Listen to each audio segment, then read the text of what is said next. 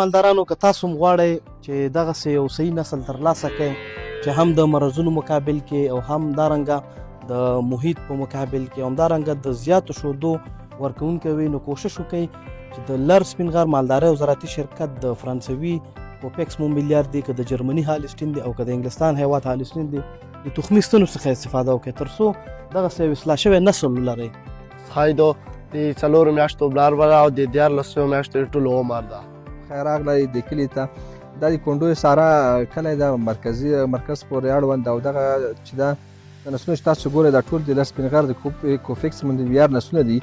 دغه جنریوي نسل د تقریبا عمر 14 میاشتې ده او د 4 میاشتو بلاره به تقریبا په 9 میاشت کې د حمل اخیستی ده. په 9 میاشت کې او په ستان کې دغه جنریوي نسل ډاکټر صاحب اول لنګونې ده چې اول لنګونې په 18 میاشت کې وکړلو او تر 18 کیلو پورې شودې لري. او بلې ښځینه خو یې زیږولې ده چې شاید په ویډیو کې تاسو ته بیا مالدارانو ته موږ او په ستان کې دغه چې ده ډاکټر صاحب ګین نسل ده تقریبا اوس یې 9 میاشت ده که نه 9 میاشت ده او 10-12 کیلو پورې شودې کوي او چې کله دا لنګون وکړي دریم لنګونې راځي تر 28-30 کیلو پورې شودې تولیدوي. دغه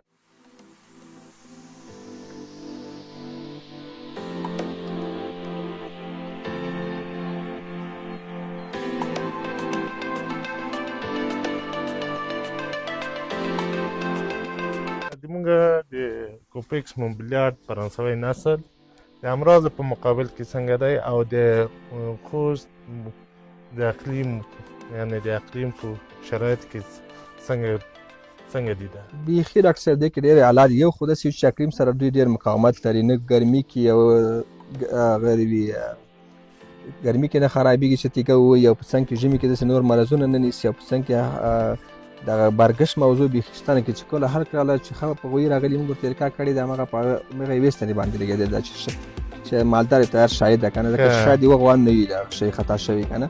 او نسلونه ماشاءالله ډېر ښه نسلونه راځي. دغه کوم ظاهري شکل چې ده ګوره اندام او قد او چې کوم دغه پینوټایپ ده بیخي ښایسته راغلی ده او ډېر په کم عمر کې بلارګېږي.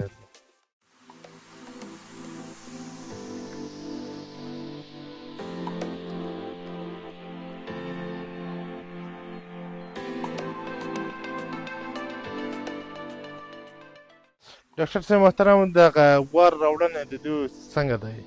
په کوم میاشتو کې وار راوړي؟ اکثره فارمونو کې چې موږ د سټار تطبیق کوو د کوپیکس مومبلیار نسلونو ته اکثره په 9-10 میاشت کې دوی وار راوړي او وار هم ښه مناسب تیز وي که نه همغې سره بلاربېږي. اکثره چې د نور فارمونو کې هم تاسو لیدلی وي چې 9 تر 11 میاشت کې حتما حمل اخلي که نه. ځینې نسلونو په شکل نه وي چې مثال 2 کاله 3 کاله 2.5 کاله ورته انتظار کوي او دوی حمل هم اخلي دارې کې هم اخلي او بل مقاومت د ناروغۍ مقابل کې بیخي لوړ ده.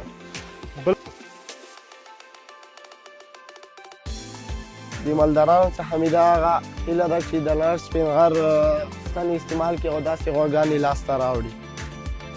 ورور جانه دغه د افغانستان مالدارانو ته څه پیغام لري؟ زه دا پیغام لرم چې د لر سپین غر چې دا شرکت دا ډېر ښکلی شرکت ده او ډېرې ښه غواګانې دي. نور مونږ ته ویل نه غواړو خو دا ډېرې ښکلې غوې دي. مونږ ته ګټه او شودې ښې ښکلې دي، غواړې دي ډېرې شودې کې او مونږ هم ګټه ترېنه اخیستې ده. غوړي ښه ښکلې غوړي دي، غوړ غوړي دي، ښه صفا غوړي دي، ښه چې څومره خوراک ور زیاتوي دومره تاته شوده زیاته درکوي. مننه کوم له تاسو ټولو.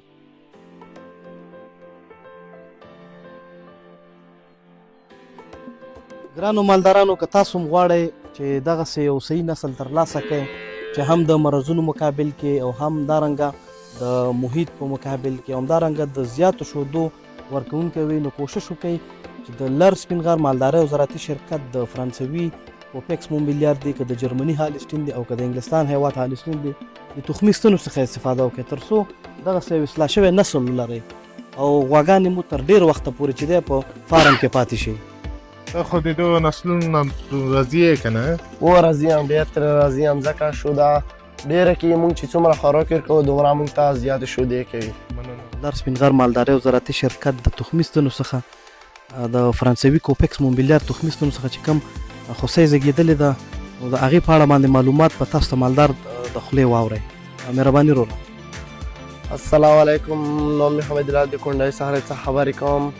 د لر سپین غر والا څخه چې دا د لر سپین غر څخی دو د 4 میاشتو بلار به ده او د 14 میاشتو د ټولو عمر ده.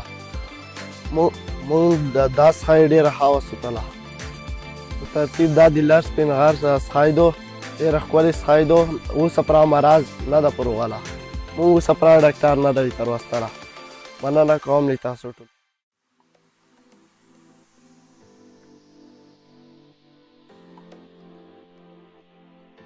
چې د لر سپین غر شرکت د دې تخمستو نه چې کومې غوسۍ زیږېږي د دې ارزښت څومره دی؟ یعنې په دې په اړه باندې معلومات راکړه راته.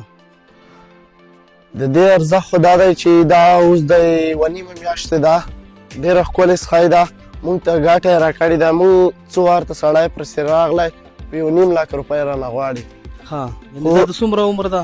دا د 40 شپو ده 1.5 میاشتې. ښځینه بچی ده؟ او ښځینه بچی دی. یعنې بغیر د دې نه چې دا د شودو او د مرضونو د دې د بازګشت موضوع پکې لا په خپل ځای باندې پرېږدو. یعنې که تاسو وغواړئ چې د لر سپین غر مالدارۍ او زراعتي شرکت تخمي ستنې څخه کومې خوسۍ چې لاسته راځي نو هغې قیمت هم چې دی ارزښت هم چې دی د 1 لک روپو نه بره وي.